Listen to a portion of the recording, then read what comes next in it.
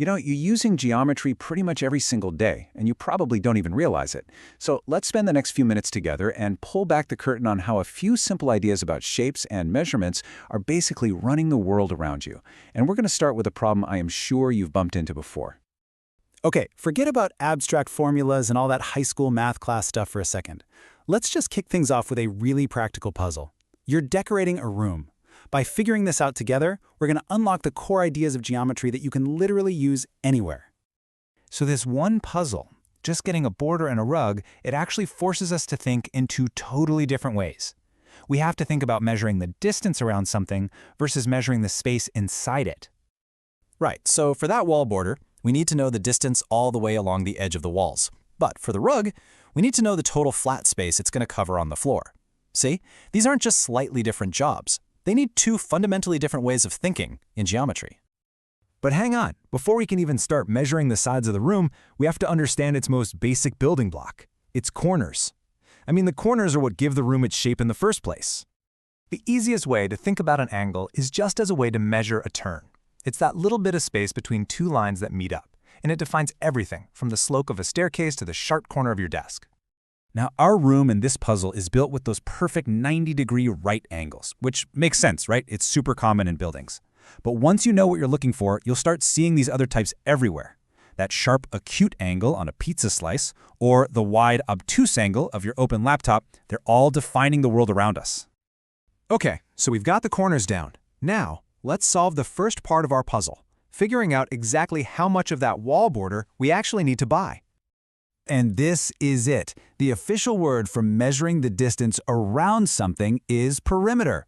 Just think of it like you're taking a walk along the very edge of a shape and measuring the total distance you covered. For our wall border, this is exactly the number we need. Now, don't let the different formulas here throw you off. The logic behind every single one is identical. You are just adding up the lengths of all the sides. So for a square, that's just the side length 4 times. For our rectangular room, we just add the length and the width, and then double it. See? Simple addition. So for our room, let's just plug in the numbers. We add the 8-meter length and the 3-meter width. That gives us 11. Then we double it.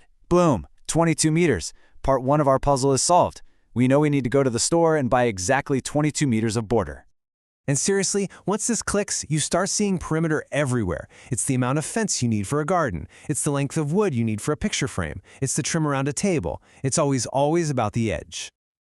All right, border done. Let's move on to the second part of our challenge. We are no longer interested in the edge of the room. Now, we care about the entire floor space that our new rug is going to cover. And this concept is called area. It's not a length, it's a total surface inside a boundary. And pay attention to the units here. We're talking about square meters now, m squared. That little 2 is a huge clue that we're measuring a whole two-dimensional space, not just a single line. And look at how the math completely changes. Instead of adding the sides together, we're now multiplying them. Length times width for a rectangle. And why? Well, because we're no longer measuring a line, we're trying to calculate the total number of little 1x1 squares that can physically fit inside that boundary. So, back to our room. We multiply its 8-meter length by its 3-meter width, and there's our answer, 24 square meters. That means we could literally lay down 24 1-meter by 1-meter squares on that floor. Our puzzle is officially solved. We need a 24 square meter rug. In this slide, this is the whole thing in a nutshell. It's the key distinction. Perimeter measures the line around a shape, and it uses simple units of length. Area measures the surface inside a shape, and it uses square units. They answer two completely different questions. So we solved our simple little room puzzle. Big deal, right?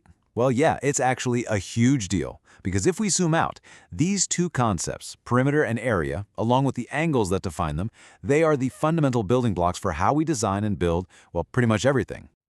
I mean, this stuff scales up in a massive way. An architect is using area to figure out the square footage of a skyscraper. A farmer is using it to calculate how many seeds they need for a giant field.